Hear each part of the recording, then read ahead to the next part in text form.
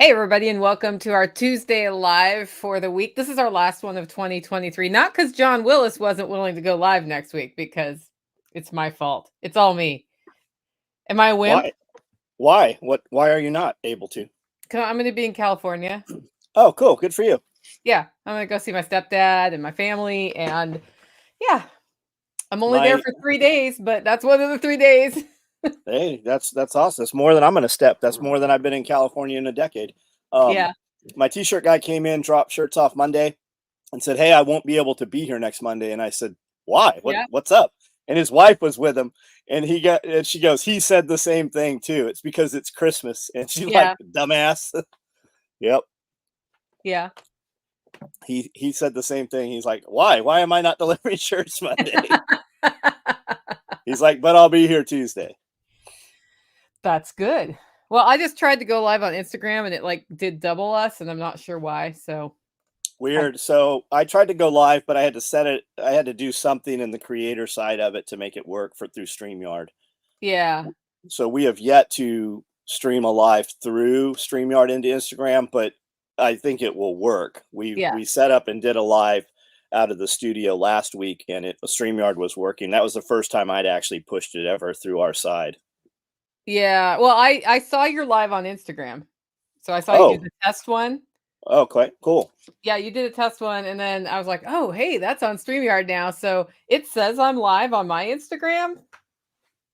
Yeah, and then I want to be able to push it to Rumble also. Yeah. Well, you can do that through StreamYard. I have to set it. I have to put a link in or something. It doesn't have just an auto button. I don't think it was really when StreamYard set up their programming. I don't think it was a thing back then, Yeah. and they just haven't refreshed or updated it. Yeah, I think Jack adds his Rumble to our stream when we do the first Tuesday of the month, and that is something he does manually. I don't do that for him. Got it. So Instagram's the same way. What you need to do is set up the live, and then it's like you go live, and then I had to hit live on Instagram too, and then it gave us two competing, which people probably heard over that. It was probably echoey. And I just closed the window. So if closing the window stopped that, then we're not on Instagram. But if closing the window didn't, then we're fine. So Right on. Cool. I guess I'll find out later. Cool. This week is full of surprises. Yeah. Yeah. Did you see that video I sent you about Dyson's farm? Yeah. What I started watching it and I ended up having something else go on. What did you want me to pull out of that? Well, it was interesting. Somebody sent it to me just as an example of sort of the industrial complex working in more regenerative practices. And of course, they put that out like 5 days ago. It's a tour of a really large farm of theirs in England. And what they're doing, they have a combination of like wildflowery areas that isn't cultivated, and then they are cultivating more in a conventional way, but they say it's without pesticides. Growing crops, using some of those crops to put through a digester that makes methane gas that heats a greenhouse that grows strawberries. So Nice. they're trying to set it up in a cyclical way at industrial scale. And of course, all the critiques are like, well, that's greenwashing because they're monocropping still. And I'm like, well, it's better than what we're doing here with glyphosate and all that stuff. For So sure. And I mean, any step in the right direction is a positive step. And I mean, that's cool. I've said that for, I don't know, the last year with that biodigester. Put a deck over it and then put your row house over it and heat that off the biodigester. And then the heat that it contains will help to digest all of that waste during the winter as well. I mean, it's all a bonus if you can put it in motion. yeah, and it was interesting because they're composting to generate the methane, and then they're using the compost as the fertilizer, the waste product from that on their crops, which are then, so that's a cycle. It's interesting. I mean, I would love to know more about it just because there aren't a lot of examples of large scale regenerative farms. And I think I think it costs more, right? You get to that area where when you have to go to a wholesale um, business type of plan, and we have to push all that out, then you have to build it at the lowest possible price, and then you also have to still hold a profit, and you have to have a lot more human beings there, which is payroll. Whereas on the small scale agriculture, it's kind of within the community, right? We're not mailing out our goods. We are selling them direct to consumer. And typically that consumer seeks us out. And then how do we upsell them with other items? But when you take it to the bigger scale, like the best thing we did 10 years ago probably was turn off our dealer plan. And by turning off our dealer plan, we don't have that margin anymore. We deal everything direct to consumer, build a relationship with that consumer. And at the same time, we stop doing any paid advertising because the consumer will go out and prophesize and do most of our social media marketing for us. Whereas we could definitely scale. That's my bottleneck, is this town here, but I don't want to leave the town. I could move into an area where human beings are much more available, labor's there. But then we have the opposite. We have all this product we now have to try to sell. And I kind of like it how it is right now. Yeah. Well, and that ends up at the scale that you're at, right? Unless you find like your biggest limiting factor are people. Yes. Yes. And I would rather start a second thing, maybe parallel or completely in an opposite direction, and just have multiple streams come through and just kind of keep what we're doing. If anything, we're kind of downscaling and dealing with a more custom basis order, which the truth of it is a higher end consumer. Yeah, and that's all good stuff. It is. Yeah. I said on my podcast Monday that I was a little jealous of you, and not jealous, but envious that you get to concentrate all of your like focus on one business at SOE. And then I was like, except for that, actually he has a second business that's SOE Media, because I think you put a lot of energy into content creation as well. So it's almost like you're running two things. And one of the changes I'm making in 24 as part of my word of the year is to hone down in on the things that are serving the community well and serving me best, and do more of that and drop some of the things I've been doing that's not.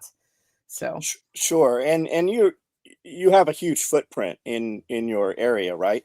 So really you should hire a person or two to do media and become a media company, and then take people who are doing everybody can film, right? I can walk. I hand over so much footage that never makes it into a video. It just doesn't. And I'll even build a storyline and I'll talk to the camera. Okay, this is how I see this happening. ABC. I'm going to show you there's 2 drone videos with this.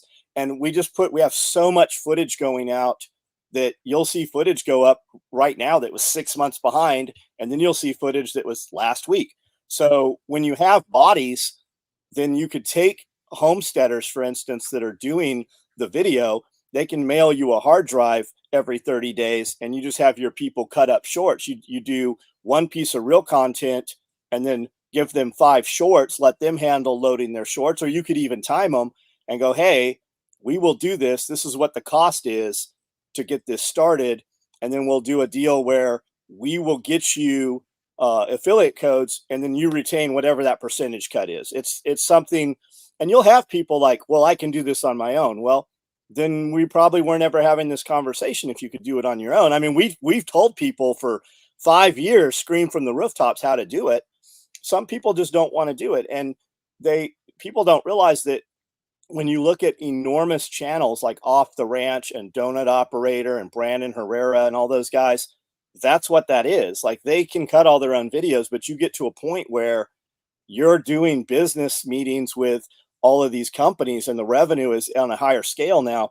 You don't cut video. You don't do any of that. You get to a point where there's 3 camera guys in front of you that are filming all that stuff. And it's just kind of a vlog, or you can, do stuff like Wrangler Star does and do product reviews. But I mean, they don't realize it is a much larger game plan as you see those videos that look very organic.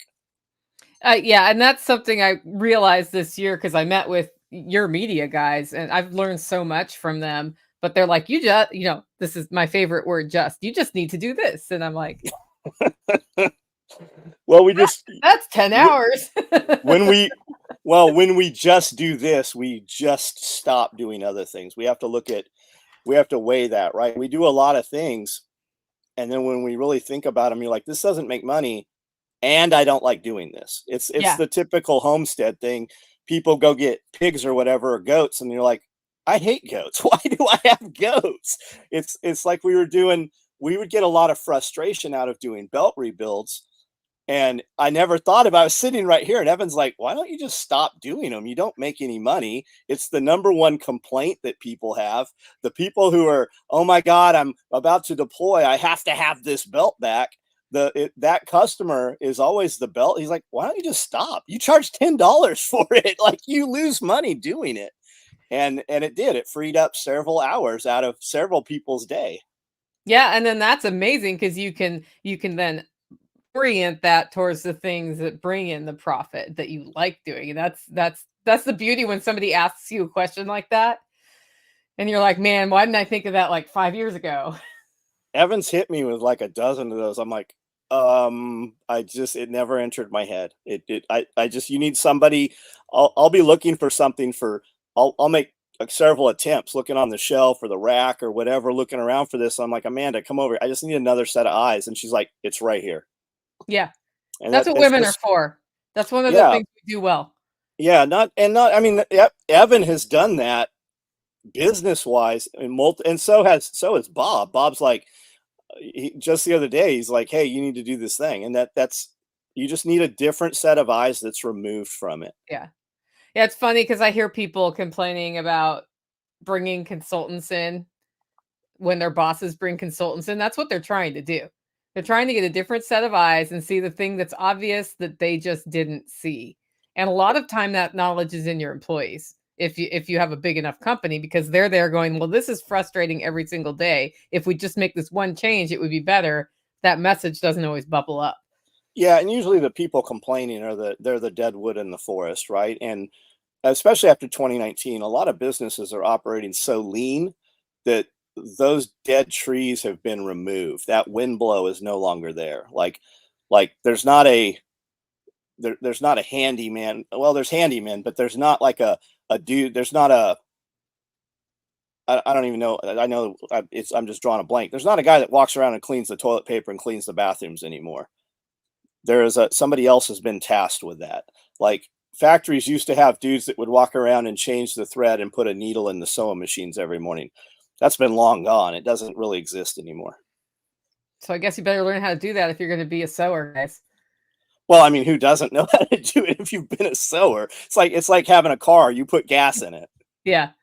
Yeah. I remember when I was learning to sew, the most frustrating thing and the thing that would make me just like, oh, I gotta do the bobbin was like spinning the bobbins, like putting the thread on the bobbins. It took me months to get good at that. And now it's like, eh. I mean, I'm on a consumer grade machine, so I've never So used a commercial machine. and vice versa. I've never used a home machine, but all of our machines, while you're sewing, they wind a bobbin. And then That's great. I also have a little platform. It's a little motor and everything, and it winds bobbins. But when every place you buy thread, at least commercially, you can buy disposable bobbins. They come on plastic or they come on cardboard. We've never used them. I've never had them in my shop or factory at all. Um, but all of our, and I tell people all the time, I'll hear a machine just tearing it up, and I look over and she's winding a bobbin, and I go, that does that while you sew that. If you just start the winding, you change your bobbin, put your dead bobbin over there, and it'll wind it up. Ah, well, that's really darn cool. Now I need a commercial sewing machine. You should have a I commercial probably sewing should. machine, really. Yeah. Um, I've been really paying attention to commercial treadle sewing machines. Like, we have a bunch of Singers. Amanda's got a very nice one we got Yeah. recently. But they make big ones. Singer, every company has them. They've got big ones for like tacking boot soles and all kinds of stuff. And I think I'm going to add one of those soon. I really want something that's just non-electric. I just bought I'm super excited about it. I just bought a cream separator. It's from Oh, early sweet. early 1900, and it was made by Montgomery Ward. And it's this huge cast iron. It's 5 feet tall. It's got these two platforms, and it's a hand crank. And I don't even have anything that produces milk. But when I saw it, I'm like, well, we bought it. Really searched butter churns, and when you look at old butter churns, they're like $300. Some of them are even more. So we bought one, and I'd never paid attention to them, and now it's like the blue car thing. As soon as you get a blue car, they're everywhere. So I now own like 15 butter churns, and we keep making video content. I'm like, okay, here's another butter churn. we're well on the way to the butter churn museum, and we can just stop doing all this SOE nonsense. We'll just have a butter churn. Everything will be butter. And people are like, yeah, I can't wait to buy freeze dried butter and butter pops and butter sickles, and just a joke. Yeah. Well, so the most frustrating thing about my milk subscription is that they are so busy that they stop providing heavy cream, which means Yep. I have to do the task of separating my own cream, which is just tragic, right? But I don't want to. I try to stay away from commercial milk as much as possible. I like cream in my coffee, and I've been looking at cream sets, just electric separators for a while. But yeah, they won't do it. And I was like, man, we should just get like everybody who has milk subscription in my area. We just need to go in on one and do it. I'd of course like the electric one for the ease of use, but I think it's really cool to have that non-electric stuff as well.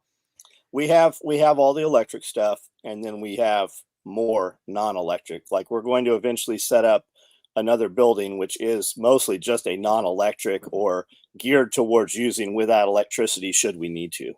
That would be really fun to do demos at too. Like this is I how it works without it.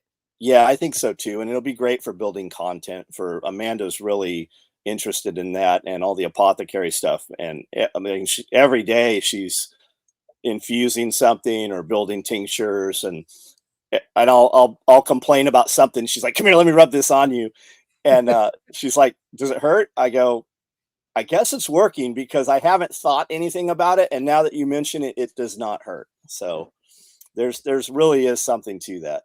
Yeah, there is. I made a goldenrod tincture this year, Hmm. and I made enough goldenrod tincture to last about 4,000 years because Good. I just did it in a mason jar, right? Which is a lot. Hmm. And except for it's not going to last 4,000 years because Tactical injured his back.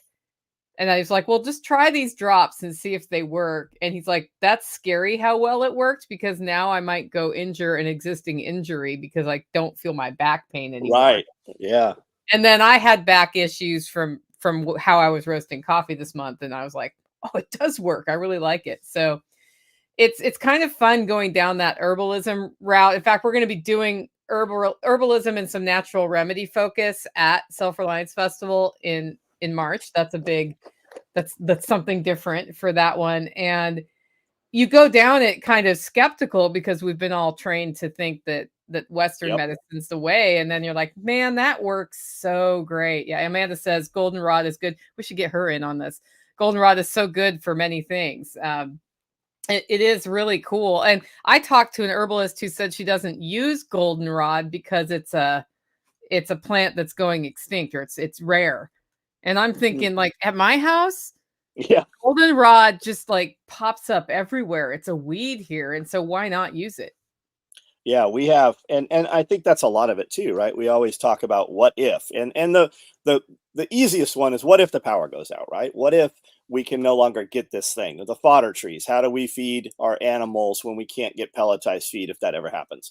Well, when we started, we just got the Picture It app and started walking around, and Amanda's like, "What's this? What's this?"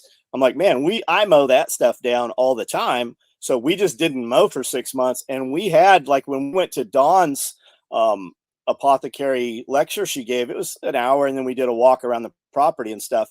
We had all that stuff. Like 90% of what we want is here already growing on the property, and I'm spraying it with Roundup in the gravel, or I'm chopping it down with a mower, and it's all over the place. Like, we use everything that's on the property. There was only like 2 or 3 plants that we didn't use for anything.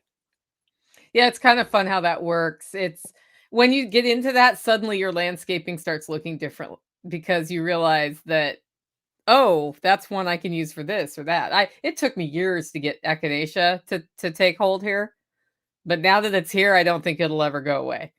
And if we want, and which we need pollinators, right? If we want the pollinators, we really have to stop cutting that stuff down. That's what's going to bring them in. And we, a couple of years ago, I noticed we had no honeybees at all. We had carpenter bees, which were pollinating, and we had some flies that were pollinating like mint and stuff. So we went to Lowe's, and they had all these flowers, and we're walking out there. I go, "There's no honeybees out here at all." And we bought a bunch of plants and brought them in, and they didn't really attract honeybees. The bees in your area are going to come to those plants. And we planted like bottle brush and marigolds and, some flowers, but it didn't add any pollinators. Nothing more came in. Yeah, Amanda says every time we go somewhere, I look around and think, look at all that medicine. She does. She says it all the time. All the time. Yeah, it is amazing. And I wish more people would be open-minded about that, just because if you can take care of a problem with a smaller intervention, I think it's better for you long term. My grandparents both lived into their 90s.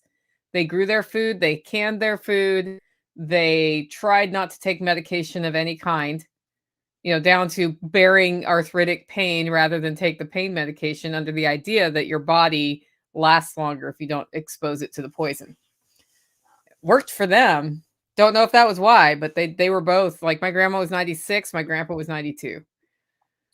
Well, look at your modern medicine, and we treat this ailment or this pain or whatever, and it causes liver failure or kidney failure. I mean, when they have to give you a list of 100 things that it might make happen to you, to include may kill you, like maybe that should be a clue. Like, what were we doing just 50, 60 years ago? In the 50s is really when that all got co-opted, right? I think it was by Vanderbilt's, which really was Rockefeller, oil money. And they realized all those medications were being made from petroleum. And that's when they, and like Spirko says, if I've got a stop sign through my spleen, I definitely want a doctor.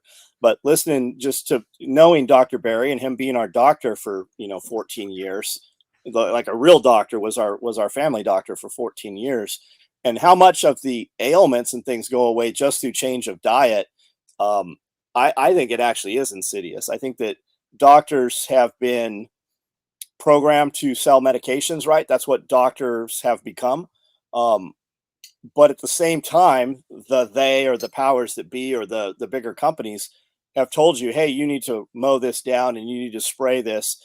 I mean, what if you have some wild thing growing out there and you can take it and muddle it up and infuse it into an oil or let it steep into a tincture for a few weeks, take it, and it literally solves your problem out of something that is a weed. And at the same time, they're not selling you a prescription that is, $200, $300, $400, $500, depending on where the patent sits, and then selling you 2 more drugs to keep the first one from killing you. Yeah, it's crazy. I do know, if you observe where the bees go, if you look at it, they do like the goldenrod, they like bee balm. It's Yep. in the name. They like the mint, they like the dead nettle, and they like elderberry flowers a lot. Mm-hmm. So when Yep. you hear that tree that's buzzing, you look at that tree. They love privet. People destroy privet, which it will take over everything, but the bees love it, and that's some of the early food they get here Yep. before other things are running. They get it from the privet. And you said elderberry, right? Every time somebody has a cold, your healthy friend will be like, elderberry syrup, elderberry syrup. It tastes good. Like, you won't mind drinking it. Why would you not try that? It Yeah. literally tastes like Christmas. Yeah, it is. It's delicious. And it's funny because they tried to say it would make things work during the Kufus, that taking the elderberry syrup would cause the cytonic storm. I don't know if you saw that. That was like a big thing, and then that turned out not to be true. Well, they said that about a few other things too that actually worked, and they said they didn't, and even made them illegal and ruined people's careers over recommending them. So I think at this point, people who are not our friends or even catch one of these lives randomly, I think that most of the people, I think people are just know. They saw it and they watched people suffer, and we all know somebody that, man, we go to these antique stores all the time, and there's one we frequent, and there's a lady in there, and there's a man that works with her, and they were very much against the thing. And she told us this weekend, we saw her, and we said, hey, where's, what's his name? I know his name, I'm just not mentioning it. And she said, he went all this time without this, and he was going to a big Tennessee ball game, and he took this thing, and he had a heart issue now, and he's had 2 or 3 other things pop up, and it's just ruined him. Yeah. And Go ahead. and after all this time, like, knowing that was the thing. So, man, and even like, I don't know, man. We know what's up. I think a lot of people know what's Yeah. up, and people are waking up to it. We don't need to tell them. They know, and they will find somebody that will help educate them on them at this point. I had a friend from the gym whose husband got the first one, heart attack, and they told him to wait 6 weeks before he got the second one so he could recover, and he did. Crazy. And I'm Look at thinking, like, what? Yeah, if you know any commercial airline pilots, have a conversation with them. You have these airlines that are taking off with, I think there's 2 or 3 pilots on board, and they're landing with 1 less. Like they have mid-air heart attacks. You've got all kinds of crazy shit going on, and it's happening with all kinds of stuff like that. Crazy, crazy.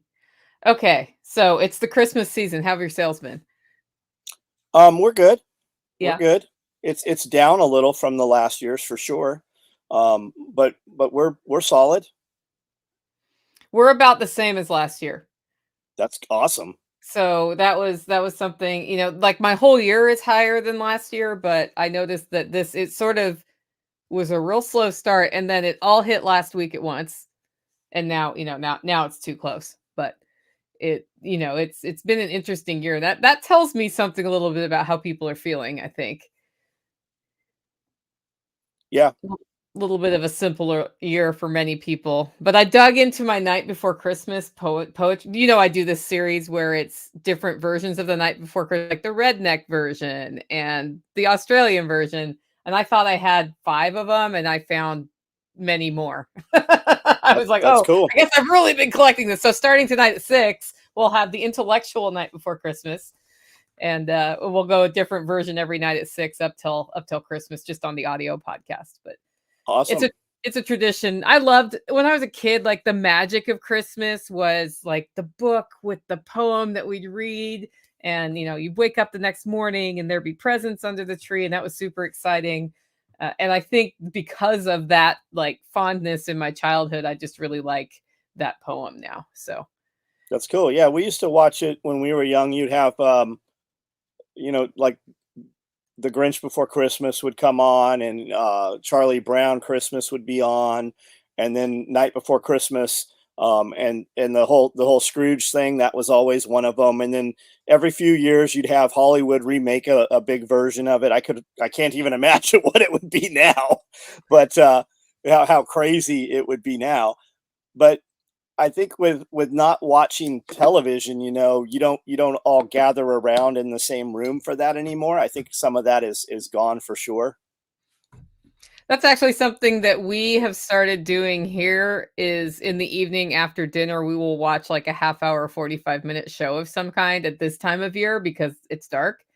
And I realized that when you and I were younger, we came up in the time where a weekend activity was to go to Blockbuster, Yeah. rent a movie, and stay in and watch the movie, and I'm like, I think it, like, accesses those things to watch a show because it's actually kind of nice at this time of year to have that moment of brain turn off before bed, basically. Yeah, amusement, which in the rawest form means no thought. I know I'm Um, supposed to just work harder, but that's not what's happening right now. we used to we had a Blockbuster in town in Tierra Santa, and we would go and rent. And I guess they did have DVDs when we were renting those still. We'd rent 3, 4, 5 movies, and then Amanda and I and the kids would be out in the garage, and Amanda and I would be working, and usually an employee during the day or two would be in the garage working, and we would just so we watched. I don't know that we watched them. We played all of the movies as they came out, and Blockbuster was a big thing. We were there once, twice a day, a lot of times, and it happened to be in the same plaza where there was a Starbucks. So that was racking up that $1,200 a month coffee bill at the same time. We would just do it out of habit. And we sometimes we're like, "Do you want coffee? No. Do you want coffee? No." But we'd still be there getting coffee somehow. Somehow. I did that today. I have reached my caffeine limit for the day, and I realized it when I was sitting down for this live stream, and I'm like, "Oh, I'm gonna be hyper on this one today." Um, when I'm roasting, I just brainlessly every time I go in the house, I'm like, "Oh, it's time for another coffee. Oh, it's time Hmm. for another coffee." So yeah, but got the orders out before this call, which is great.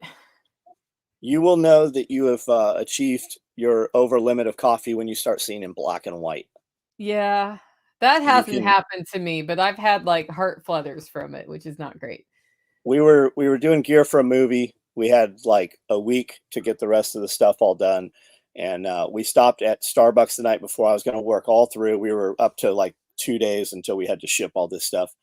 And I said, I want 10 shots of espresso and 2 pumps of vanilla syrup. And she's like, are you sure? And I said, yeah. So we did that, and I worked all through the night, and I was kind of tired the next morning. So the next morning we went to Starbucks again and got the same thing, and I got about a quarter way through that, and just something was wrong. I couldn't sleep, but I couldn't function. Just laid down. I was seeing in black and white, and finally laid there for a few hours. I ended up going to sleep, woke up, and I was fine. But I mean, I've had that happen twice in my life, just like that. So I assume it's the over caffeination. Well, it's funny because Mona says here, "Coffee roulette, will it make me hyper or sleepy?" And that is a thing for me Mhm. too. Like, I can have coffee and go to bed, or I I can have used to. coffee and be up all night, and it's completely related, I think, to how much cortisol is in my system. When I'm already, like, super stressed, if you add coffee to that, it's the up all night outcome, and if I'm like, "It's all cool, I'm gonna eat a nice dinner, have a cup of coffee, and go to bed relaxed," it triggers me differently, so Yeah, I used to be able to go at 9 o'clock and get some coffee and still go to sleep at 10, 11 o'clock. Now if I have coffee after and it works differently, because I can take chemicals, I can use pre-workout and stuff and still go to sleep. But it's the coffee. When I get coffee, it hits me differently than the caffeine in these other things. It used to be that every time I would pee, you would smell coffee. If I was peeing in the toilet, the whole room would smell like a coffee pot brewing. But I don't drink. I'll have one, maybe 2 cups of coffee a day now. yeah, I cut down to 2 because I had a heart incident in the pool last month. I actually still need to find a cardiologist to just check that out, but, I cut it down to 2 until about the last week where I've stopped being careful, and I need to be careful again just because I don't wanna repeat that incident, so So I never used to drink water. I would only drink. I would get to the shop in the morning, make a pot of coffee, pour it in a big cup with ice, and drink that. And then me drinking was always drinking coffee. And I would become short of breath sometimes, never under a cardio load, but at rest, I would just kind of be short of breath. But I could get on the treadmill, stair stepper, I could mountain bike, no problem. It was only at rest. And I ended up talking to a couple of buddies of mine, Dr. Norman, who's a doctor. And he said, he's like, tell me what you eat. And we went through everything, and he's like, you're loaded with caffeine. Like, you need to come off of caffeine. Um, no green tea, no coffee, nothing. And I went 6 months and took no liquids on board, no stimulants, nothing other than water, and that completely solved it. It never. And I did take Excedrin, which had a little caffeine in it, because he's like, this is going to be miserable for a week or two. You're really going to have headaches, bad headaches from it, and just push through it. And I've done that. There's been a few times since then where I've just gone water for 6 weeks, but the coffee at night, man, I will literally look at the clock at 1, 2 in the morning. I'm like, I had coffee. yep, I know the feeling. I don't get headaches when I go off coffee anymore, but I think it's because I drink less coffee now than I used to. But I used to when I would get the stomach flu, that would be also the time I would go off coffee because you're not Yeah. gonna. And then I'd be like, "Okay, well, I haven't had coffee for 2 days, so I'll go a few weeks and just sort of reset my system," because the headache was all concentrated during all of the misery anyway. So, Hmm. I thought about giving cup coffee once. No, I didn't. I mean, every Yep. so often it's good to reset, I think, on all those things we use in different ways. Yep. I thought I was wrong once, but I was mistaken. There is that. Okay, so Christmas is coming, and what do you guys do at Christmas? Are you gonna cook a special meal, or is it just sort of like every other day of the week? It'll just be Amanda and I, and really, we probably won't do anything. We'll probably be up late the night before. We'll probably sleep in half the day, get up, take care of animals, we'll be like, what do you want to do? I don't know. What do you want to do? Well, everything's closed. So we really won't do anything Christmas Day. And the next day, I think we'll have the shop open. I think we're running. So no big deal. So it's just an extra weekend day where you get to sleep in. Correct. Yeah. Yeah. We'll get a ton of stuff done here, which we do every weekend. Mm-hmm. But Yeah. it's not, it's Christmas Day is Monday though, right? Yeah. Yeah. So we'll do something, Saturday or Sunday. We'll go do something. We don't ever know what. I'll know 5 minutes before. That makes sense. It's more fun that way. Yep. So what's the latest on the homestead? What's it called? Ooh, Homestead Apprentice. Yeah, the word apprentice escaped me for a second. Resumes and videos are coming in. We're continue to put content up. Good response to it. People seem interested in it. We keep just adding into it. The truth is, it's pretty cool as it is, and we just keep adding to it and refining it. And you know how it is when we do one of these events or something. We don't ever we'll be super worried about it, and it'll always come off better than we could have hoped for. And the next time, it's just even that much better and refined and honed.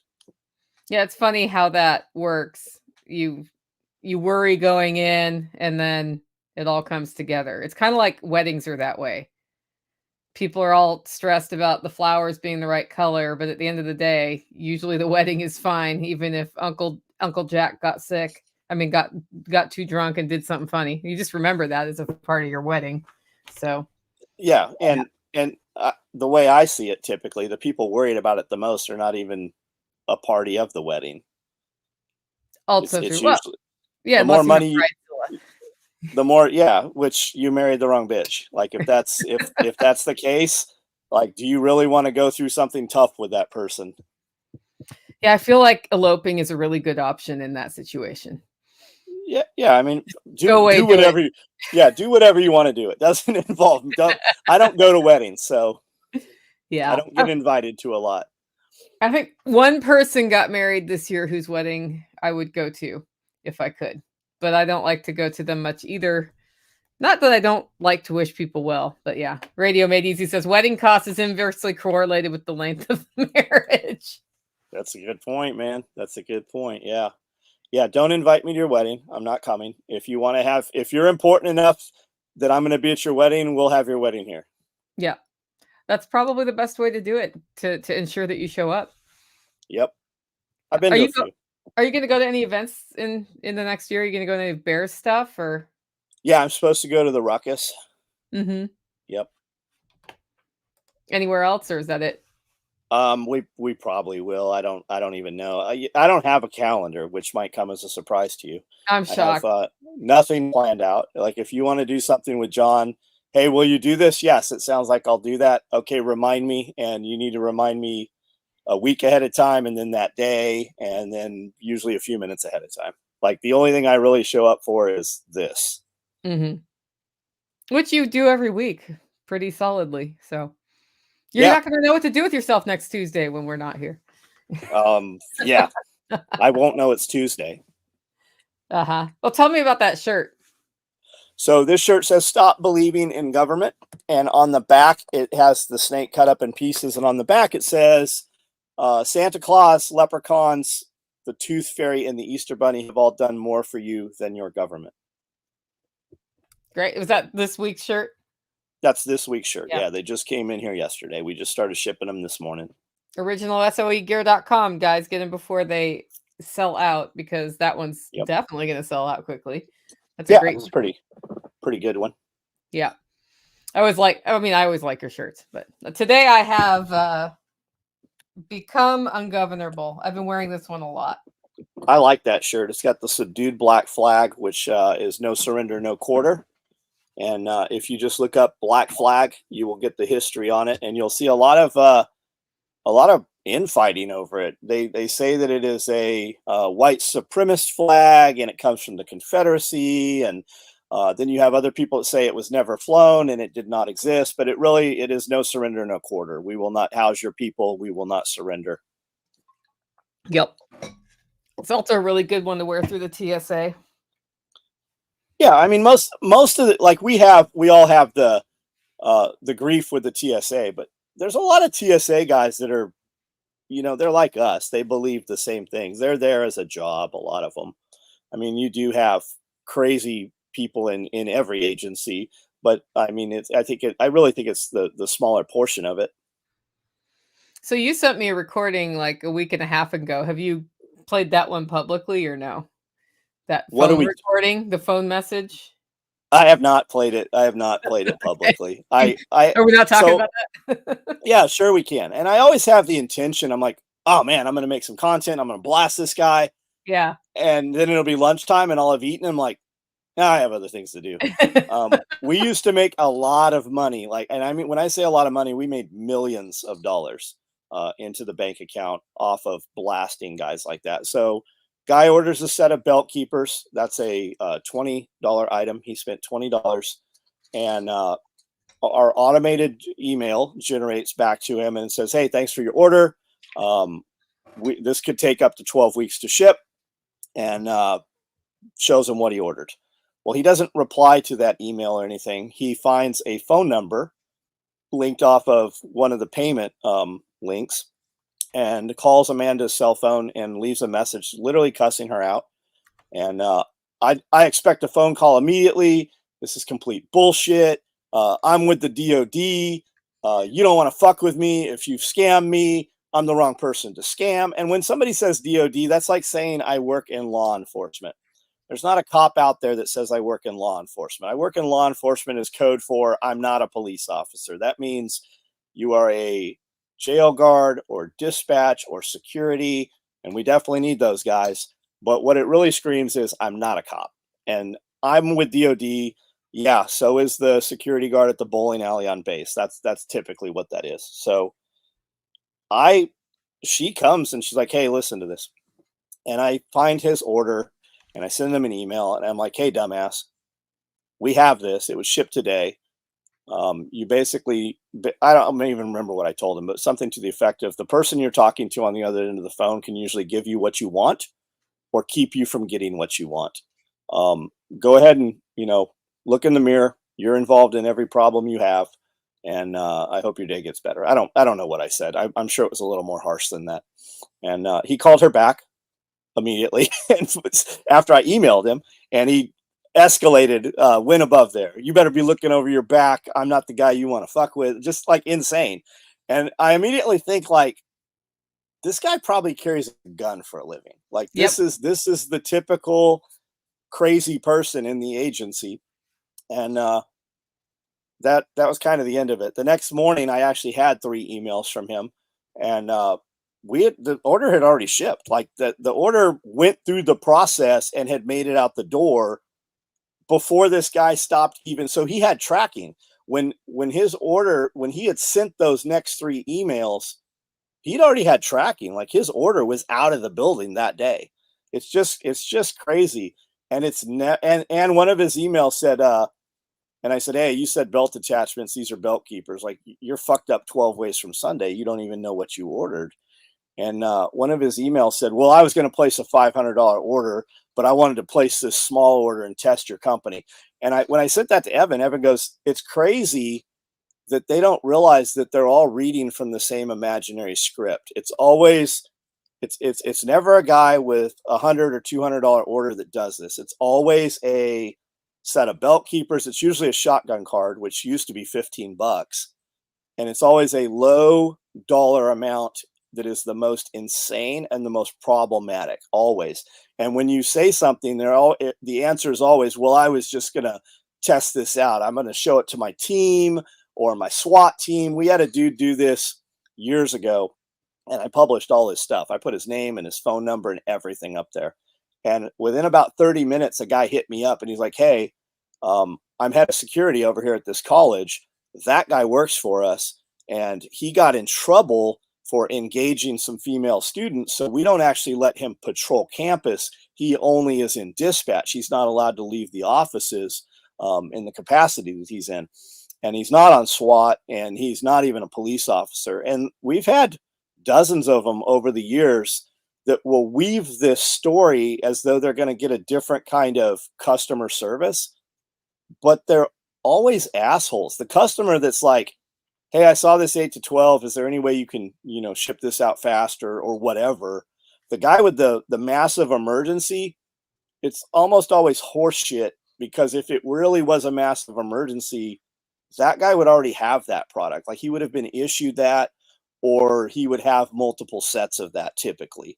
But you have to think, this is an engagement blindly through email. Imagine how the rest of these people's lives are. And if you really want to see it in real life, when you walk into a Walmart, or Best Buy typically tends to have it too. Amanda's like, where are you going? I'm like, I'm going to the customer service department. I go, I just want to listen. You just stand there and listen. If there is somebody, if you hear a heated conversation, just listen to a few minutes of it, because it's always the same people, man. They are there berating the little girl that works at customer service as though she can do anything about it. She didn't make you buy the piece of shit that came from China at Walmart, but it's the same guy. He's always, you can see them at like Applebee's and any of those chain restaurants. It's the guy who orders the steak and eats half of his steak, if not more of it, calls the waitress over, makes a big scene about it, demands to see the waiter, the manager, and then the manager comes over, and he doesn't support the staff because human resources, the whole deal is to diffuse the situation, pay for his meal, give him dessert, and then give him a voucher so he comes back. So these people have been rewarded for that behavior over and over and over and over. I like to call that guy Bob. And Bob is the same dude that's in the office at the cooler. And he's like, what are you guys doing tonight? We're not doing nothing. But all of you and your guys go over to the sports bar or whatever. And inevitably Bob shows up, and he's the one that's going to embarrass you and make the biggest deal and always going to have a problem. And that's how most engagements in his entire life are. And we just don't deal with those people any longer. Typically, the answer is canceled and refunded. We don't even communicate with them typically. We just don't have time to. We've just got better stuff going on. And I really believe, as fun as it used to be and the money we used to make, because we would promote those pushes on social media and use that guy's name as a discount code. And then those people would typically tag his account, so he would have to lock his account down. Now they have, community guidelines, and you get your page locked down for it, so we can't benefit from it. But I do believe that if you're involved in positivity, you're going to have a lot more positivity coming back. And when you get involved in negativity, it just opens up the universe, and you're going to have more negativity. So I do try to, it's almost more important to remove negativity than even adding positivity to your life. And I do think that there's something to that. So I've just kind of throttled it back. It's funny, because when I heard that, I wondered what it's like to be that angry. Like, that's what you said. Yeah. Because it's like, step one, order item on the internet that actually says shipping can take up to 12 weeks on your website in big red letters, last time I saw. And it also says literally in these words, we offer no refund. We are never fucking giving your money back. It literally says that. Yeah. And right next to orders it, gets a confirmation email. First interaction with the company is to accuse them of being scammers, and just like, if somebody had talked to me like that, I would have been like, people just don't talk to me like that. It's just not okay. That's the first reaction. He was in such a rage already because of what was said in the confirmation email that he couldn't behave like a human being. And then, of course, he got worse from there. And I just thought, man, that's that's got to be an awful existence every day to wake up with that much rage. And then the second thing is, if he really is at the Department of Defense, same thing. He's walking around with a gun on. Like, this is that person that eventually snaps and beats somebody to death because he thinks he's entitled to. Like Joy, our massage therapist, was here last night, and she had said, she's like, I got a ticket. She was in the hurry to go to another thing. She got a ticket last week, and she's like, the cop was totally cool. And I said, was he a state trooper? She goes, yeah. I go, the state troopers always have a smile on their face while they're giving you a ticket. They have a really good customer relations class or something. And she goes, the last time I got a ticket from a state trooper, he literally was really mad at me because I was speeding, and I thought he was going to open my door and pull me out. And I was actually scared of him. And I said, was it like high traffic? Were you going really fast? She's like, no, I was going 10 over.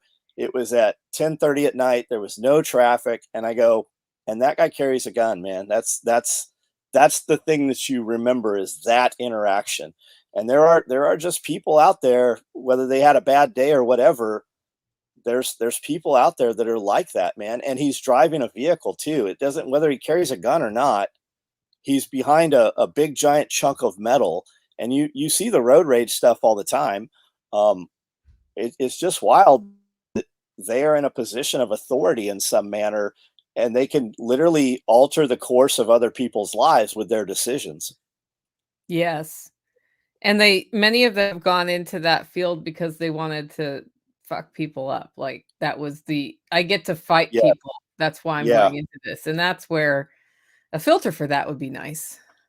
Well, I mean, we used to have guys, you had a gray area, right? Everything wasn't black or white. And then with the badge cams, things have changed. Now they protect people. I mean, I would want a conversation, but I mean, when you FOIA request those badge cameras, there's a lot of stuff redacted. I really think that it's unfortunately to the point now.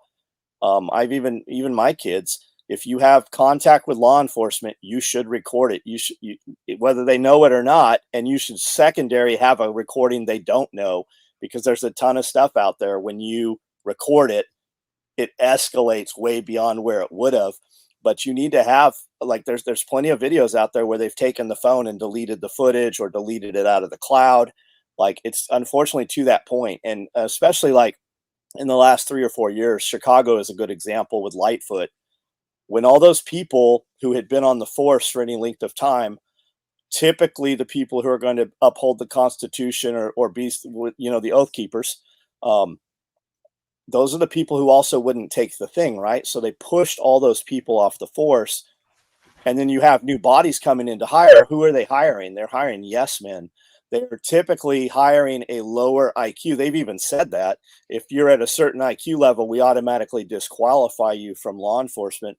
And now it's in such a shambles. I saw Los Angeles, Nashville, and there was somewhere in New York that was starting police officers at $120,000 a year with a 5-year signing bonus. It used to be like in Los Angeles, if you had Spanish as a second language, they were giving you a $20,000 signing bonus. And that was, well, I haven't been in California for over 20 years, but like, they're desperate now. I mean, they're really looking for people.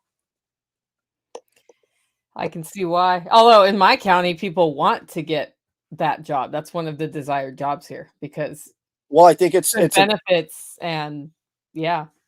And I'm not saying don't do it. I think it's a great job for the right people. But as you see with all these videos, there's a ton of dudes in there that are not the right people. So my client base is different than yours. I shipped coffee out this week minus 3 pounds in the order on accident. Totally my fault.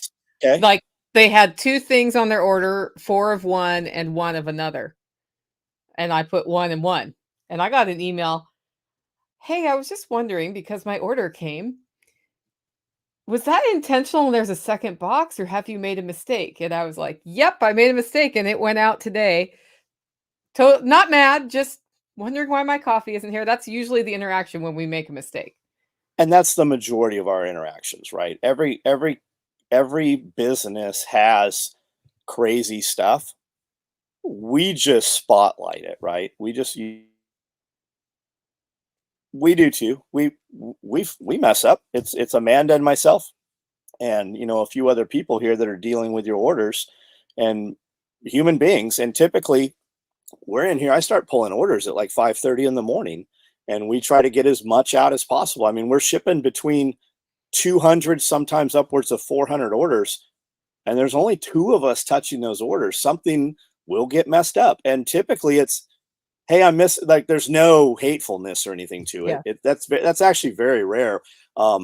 You'll see people talking about, man, I wouldn't order from SOE. He always blasts his customers, and we used to, but even when you did the math on that, it's less than 1%. It's way less than 1%. Well, hopefully it's less than 1% of people who are as angry as that dude, because that was he is just waiting to explode. That's just imagine how his interactions in person were that day. Yeah, that could be interesting. He probably told everybody the story multiple times. Well, he did. He said, I mean, on his last thing, he's like, I'm going to make posts all over social media and I'm going to tell everybody what you did to me and I'm going to show them the emails.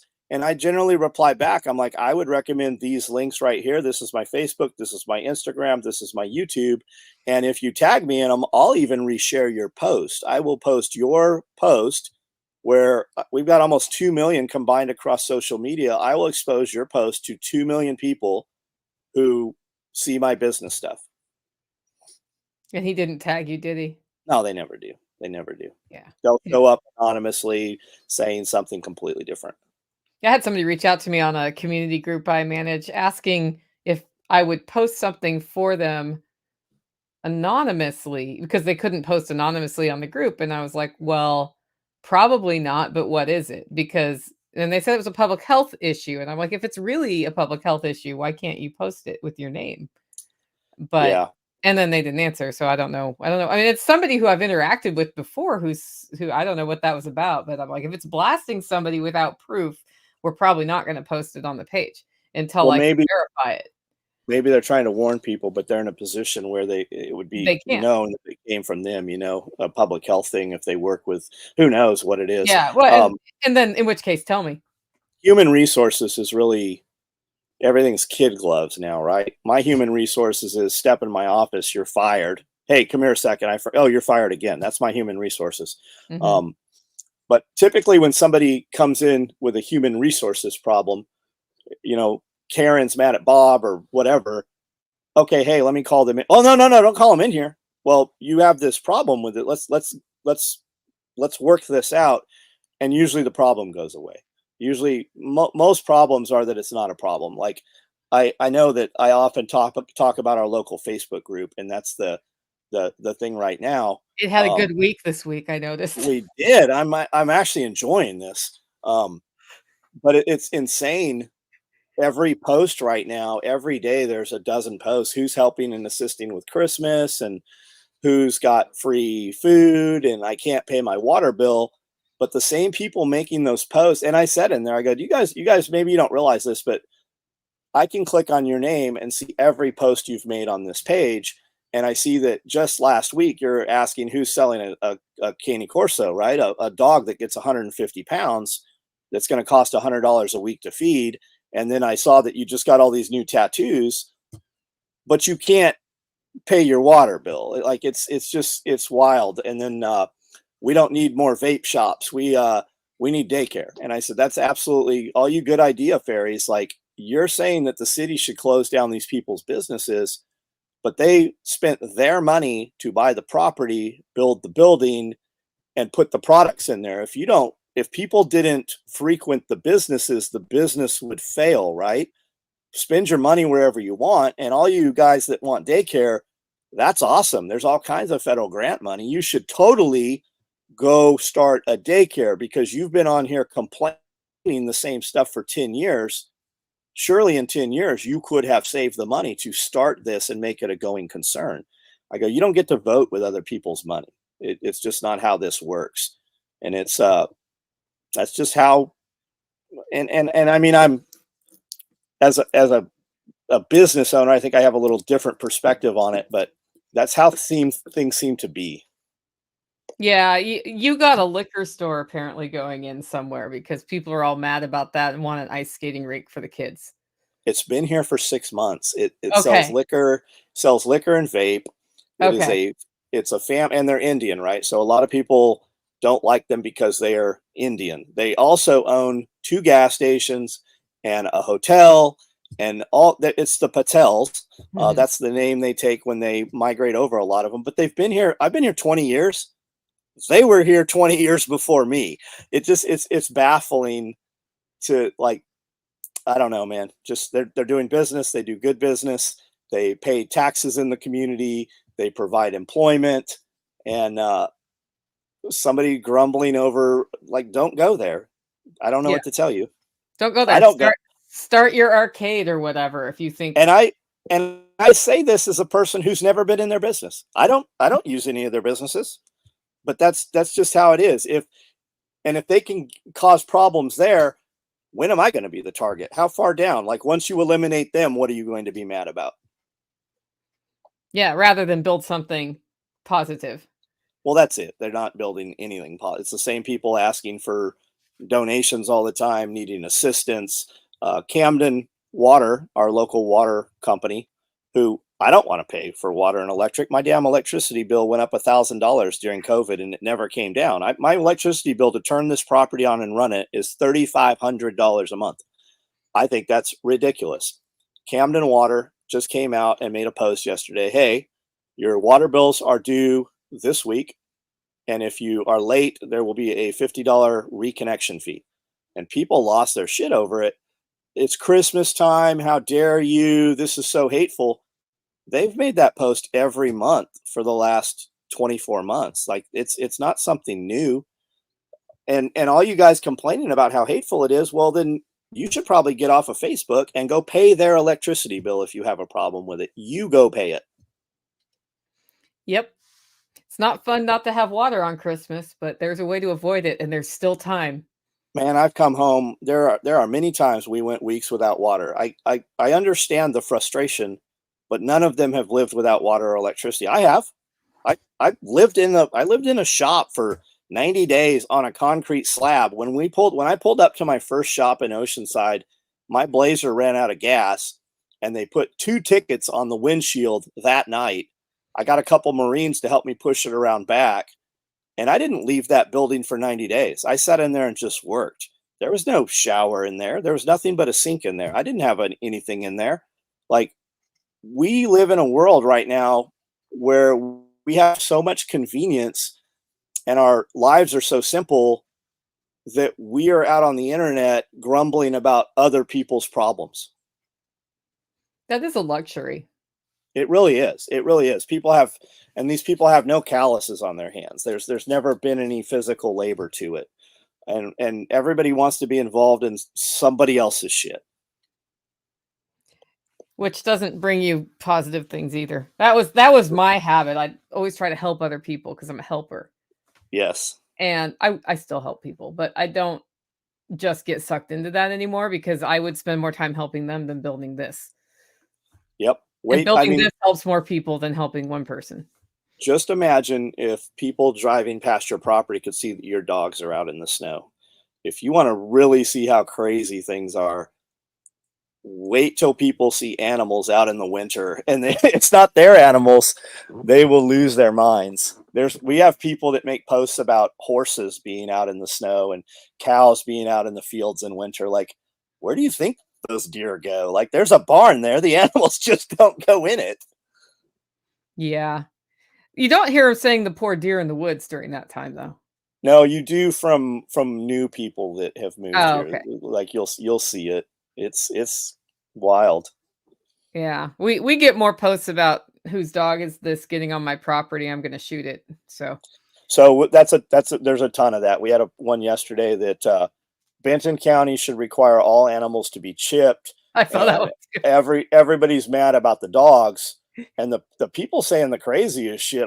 If this dog comes on my property again, well, you have the right. If my dogs get off of my property and end up on your property and damage your animals, you have that right. Like that is the Tennessee right. If an animal comes on your property, you can dispatch that animal.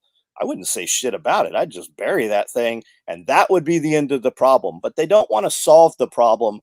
Everybody wants to call somebody with a gun and threaten you with the response of a firearm, which is what that is when you call a police officer.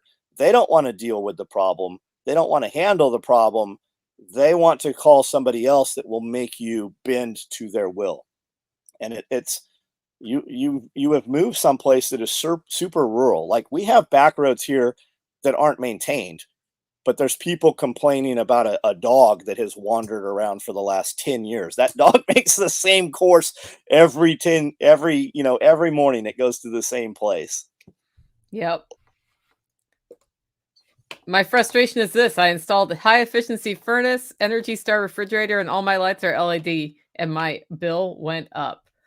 You know what I've missed about appliances that are super efficient is they also often have light up screens that stay lit up. I've never measured it, but I've always wondered if they just use more power because of that, but then it's more efficient doing the thing that it's supposed to do. Yeah, if it has that Energy Star rating, it should not go up. It should definitely be rated down. There's a box called a kilowatt. I think they cost about $60, or they used to. You plug it in the outlet and you plug your appliance or whatever into it, and it shows you what it actually draws, and it will actually calculate that monthly bill. I think they even have a website. You can put it into a calculator, and it'll tell you what that thing should cost. That is very odd. My suspicion, landfill, would be that the cost of the electricity has gone up. And while we're mentioning appliances, you really need to know, if you're not aware, going into buying refrigerators and washers and stuff like that, especially washing machines and dryers, you're lucky if you get 24 months out of them now. You're much actually better off to find an old appliance that is still functioning. It won't look modern and pretty, but they still work. Buy a refrigerator or a freezer and set it out in the garage or someplace where there's dust, and that thing will not last. But you can go to Granny's house and pull a freezer that is literally rusted all over and looks like it's 60, 70 years old, and that sucker still works. And I don't know if it's intentional or it's planned obsolescence, but they do not work, man. I've been very brand loyal to Samsung televisions, washer, dryer, freezers, and we've lost several refrigerators. We've lost washer dryers, to the point where Lowe's is like, hey, we're just going to write you a check. We don't even have a tech that'll come out and repair this under warranty. They're failing so much. And that's when we went and bought all the commercial True brand, which is the same stuff you see in Walmart and Dollar General. And man, that stuff, it might cost a little bit more. It didn't cost more. We had a Samsung refrigerator go out. Lowe's gave me a check for $3,200, $3,600, and we bought a dual door refrigerator and a single freezer, so triple door, and it was only $3,200 when we replaced them.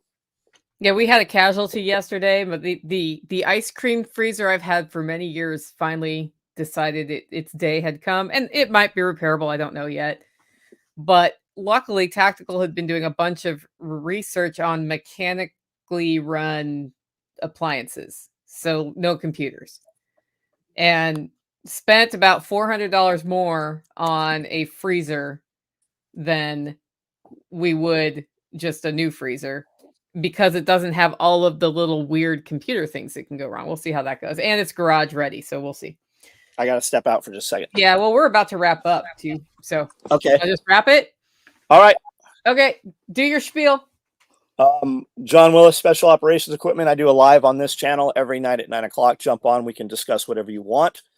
SOE Tactical Gear is my website, and you can see all the products. We do a shirt every week. We do a lot of nylon load carriage system stuff. We got a couple podcasts that we do. I'm nearing 5,000 videos on this YouTube channel. I'm on Instagram, Facebook, MeWe, Locals Float. I'm everywhere. So jump on and interact with us tonight, 9 o'clock. All right, guys. I'm Nicole from NicoleSauce.com and the Living Free in Tennessee podcast. And I will be starting at 6 p.m. tonight, the series of Night Before Christmas, every night until Christmas. And then next week, I have saved some Tuesday lives for my audio podcast from people John and I interviewed who are inspirational, like Karita Lee.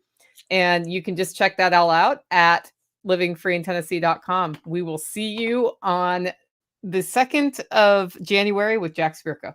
Awesome. See you guys.